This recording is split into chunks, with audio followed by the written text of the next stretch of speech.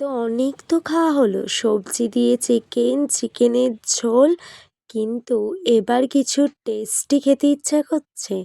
তাহলে চিকেন দো পেঁয়াজের রেসিপিটা অবশ্যই ট্রাই করো। আমরা এখানে 500 গ্রাম চিকেন নিয়ে নিয়েছিলাম এবং আমরা চিকেনটাকে ফার্স্টে ম্যারিনেট করে রাখছিলাম। হলুদ নুন পরিমাণ মতো দিয়ে কাশ্মীরি লঙ্কার গুঁড়ো দিয়ে দিতে হবে এবং ওপর থেকে 2 চামচ সাদা তেল। দেখো, ওই চিকেনটাকে ভালোভাবে ওর সাথে মিক্সড করে নিলাম মশলাগুলোর সাথে এবং চিকেনটাকে এইভাবে রেখে দিতে হবে মিনিট 15।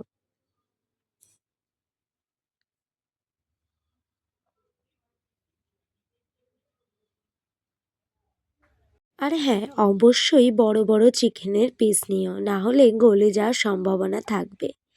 তারপর আমরা পেঁয়াজটাকে দুভাবে কেটে নেব। বড় পেঁয়াজ নেওয়ার চেষ্টা করো, কিন্তু বাড়িতে যেহেতু ছোট পেঁয়াজ ছিল তো সেটাকে দিয়েই কাজ চালিয়ে নিয়েছিলাম। ফার্স্টে পেঁয়াজটাকে দুভাগ করতে হবে, তারপর তারও আর এক ভাগ করতে হবে, করে আস্তে আস্তে পেঁয়াজের খোলাগুলোকে ছাড়িয়ে নিতে হবে। আর একটা দিকে পেঁয়াজগুলোকে চিরি চিরি করে কেটে নিতে হবে। তারপর আমরা কড়াইয়ে পরিমাণ মতো তেল দিয়ে ফার্স্টেই জিরে দেব আর এলাচ দারচিনি দিয়ে জিরে দারচিনি এলাচটাকে ভালোভাবে ভেজে নিয়ে একদম কুচি করা পেঁয়াজগুলো তেলে তুলে দেব এবং পেঁয়াজগুলোকে ভালোভাবে হালকাভাবে ভেজে নিতে হবে। ব্রাউনিশ কালার চলে আসার পরেই আমরা আদা রসুন বাটাটা দিয়ে দিলাম, যেটা আগে থেকেই বেটে রাখা হয়েছিল। দেখো, তারপর আদা রসুনটাও ভালোভাবে ওই তেলে ভেজে নিলাম। দেখো, ভাজা তো কমপ্লিট। এরপর 1 চামচ হলুদ আর একটু কাশ্মীরি লঙ্কার গুঁড়ো দিয়ে ভালোভাবে মশলাটাকে আমরা ভেজে নেব। আর কিছুটা আমরা জিরে গুঁড়ো দিয়ে দেবো। মশলাগুলোকে ভালোভাবে আমরা ভেজে নেব, বারবার বলছি কিন্তু। দেখো, কত সুন্দর একটা কালার চলে এসছে। তাতে আমরা কাঁচা লঙ্কা তোমাদের ঝাল অনুযায়ী তোমরা দিও। কাঁচা লঙ্কা দিয়ে দিলাম, এখানে যেমন আমি 3টে কাঁচা লঙ্কা ইউজ করেছিলাম। কাঁচা লঙ্কাটাকে সুন্দরভাবে ভেজে নিলাম, নিয়ে কিছু ছোট ছোট করা টমেটো তুলে দিতে হবে। টমেটোগুলোকে ভালোভাবে ভেজে নিতে হবে। দেখো, হালকা হালকাভাবে মশলাটা কষিয়ে নিচ্ছি এবং টমেটোটাও প্রায় গলে গলে এসছে। তারপরেই আমরা কাজু বাদাম বাটাটা দিয়ে দেবো। কাজু বাদাম বাটা দিয়ে দিলাম, দিয়ে মশলাটাকে সুন্দরভাবে কষিয়ে নিয়ে আমরা নুন দিয়ে দেবো পরিমাণ মতো। দেখো, ভালোভাবে সুন্দরভাবে মশলাগুলোকে কষিয়ে নিয়ে মশলা থেকে তেল ছেড়ে দিয়েছে। তারপরেই ম্যারিনেট করা মাংসটা আমরা দিয়ে দিলাম।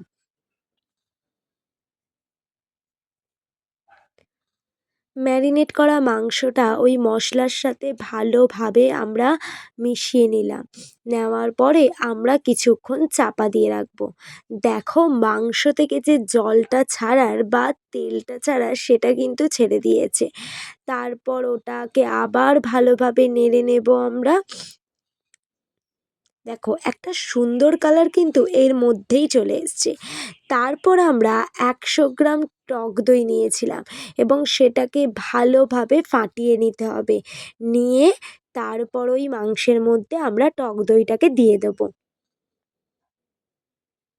তারপর ওই টক দইটা ভালোভাবে মাংসের সাথে আমরা মিক্সড করে নিলাম এবং দেখো, টক দইটা দেওয়ার পরেই একটা ক্রিমি ক্রিমি সুন্দর একটা কালার চলে এসছে। তারপর মাংসটাতে কোনো জল না ইউজ করে ওইভাবেই আমরা ঢাকা দিয়ে দেবো।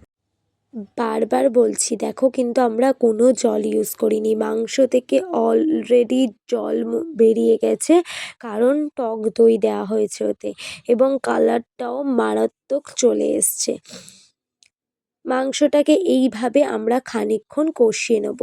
দেখো, মাংস থেকে ইতিমধ্যেই অনেকটা জল বেরিয়ে এসছে। এদিকে আমরা আর একটা কড়াই গরম করে তাতে কিছুটা তেল গরম করে মৌরি, কাঁচা লঙ্কা, শুকনো লঙ্কা আর ওই যে পেঁয়াজগুলোকে ছাড়িয়েছিলাম ওরমভাবে পেঁয়াজগুলোকে দিয়ে টমেটো দিয়ে ভালোভাবে ভেজে নেব।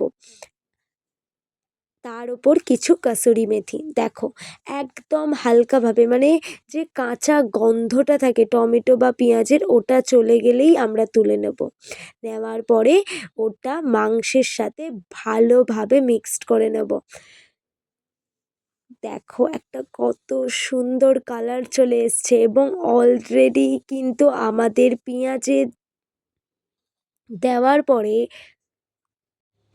চিকেনের দো পেঁয়াজা অলরেডি রেডি। তো তোমরা এখানে জল নাও ইউজ করতে পারো, যেহেতু আমাদের 4 থেকে 5 জন এটা খাবে তার জন্য আমি কিছুটা জল ইউজ করেছি, তোমরা নাও করতে পারো। কিন্তু এই খাবারটা চিকেনের দো পেঁয়াজা সেমি সলিড তো ঠিকই খেতে ভালো লাগে। তারপর আমরা কিছুটা এখন চাপা দিয়ে দেব। আমাদের চিকেনের দো পেঁয়াজা কিন্তু একদমই রেডি।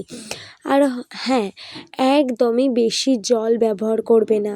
তারপর গার্নিশিংয়ের জন্য ধনেপাতা দিয়ে দিলাম। তো ভিডিও কেমন লাগলো অবশ্যই জানিও।